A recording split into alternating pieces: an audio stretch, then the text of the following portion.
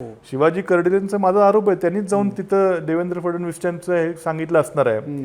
टक्केवारीचा जर विषय असेल तर मग नगर तो आपला पाथर्डी करंजी तिकडचा रस्ता तो ते तर मी आमदार होण्यापासूनच्या अगोदरचं काम रखडलेलं आहे. तेव्हा ह्यांचेच खासदार आमदार ह्यांचेच पक्षाचे होते, मग तिकडेही टक्केवारीचा होता का विषय काय? तर हे विषय नाहीये, हे एन्व्हायरमेंटल क्लिअरन्सचा देखील विषय आहे. आणि त्यांनी अर्ज केला की मला हे करायचं नाही, ह्याला आता एन्व्हायरमेंटल क्लिअरन्सला एवढे दिवस लागतील तेवढे दिवस लागतील, माझ्या कामाची मुदत एवढीच आहे.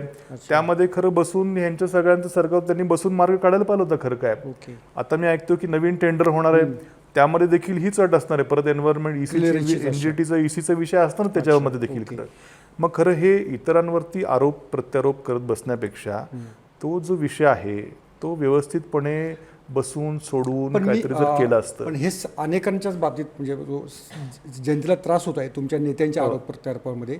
मग तुम्ही इनिशिएटिव्ह घेऊन तुम्ही का काही करत नाही याच्यामध्ये? हा जो आहे ना, आता तुम्हाला सांगू का, ह्यांचं जे भाजपचं जे सध्याचं जे आता आम्ही लोकांनाही कळतच आहे, हे एक प्रकारे हुकुमशाही पद्धतीचं वातावरण आहे. विरोधकांचं काहीही ऐकून घ्यायचं नाही, काहीच नाही. आपल्याला जे आहे त्याच पद्धतीने जायचं. अजिबात कुणाच्याही विरोधकांचं ऐकून घ्यायचं नाही. अशा पद्धतीचा कारभार राज्यामध्ये सगळीकडे आज चाललेला आहे. आमच्या मतदारसंघातली कामं स्थगित होतात, आम्हाला सध्या विचारले जात नाही. माझ्या मतदारसंघामध्ये माझ्या आणि एकनाथ शिंदेच्या सहीने स्थापन झालेली नगरपालिका तुम्ही 2 महिन्यानंतर कॅन्सल करता. मी तिथला आमदार आहे, मला बोलवत नाही, मला सांगतही नाहीत. कोण असेल या निर्णयामागे? या निर्णयामागे कोण असेल? ह्यांचेच इकडची जी काय पिलावळ आहे इथली भाजपची इथली काय आहे, कोण नाव? हे शिवाजी कर्डिले यांचेच उद्योग आहे सगळं. ठीक आहे ना, आता भाजपचे कोण आहे दुसरं इथं काय? शिवाजी कर्डिलेंचा माझा आरोप आहे, त्यांनीच जाऊन तिथं देवेंद्र फडणवीस यांचं हे सांगितलं असणार आहे. कारण मला अधिकाऱ्यांनी काय माहिती दिली की सीएम ऑफिसपेक्षा डीसीएम ऑफिसचं जास्त प्रेशर होतं. ही नगरपालिका रद्द करण्याकरता.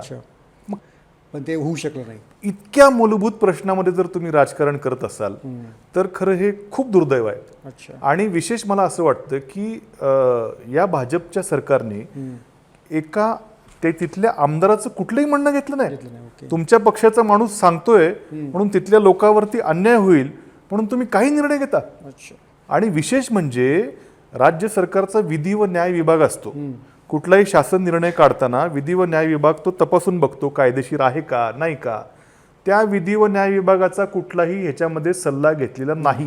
या प्रश्नी विधानसभेत तुम्ही आवाज उठवणार? निश्चित, मी आता लक्षवेधी मांडणार आहे याच्यावरती. म्हणजे फक्त तुम्हाला जे वाटतं ते करायचं.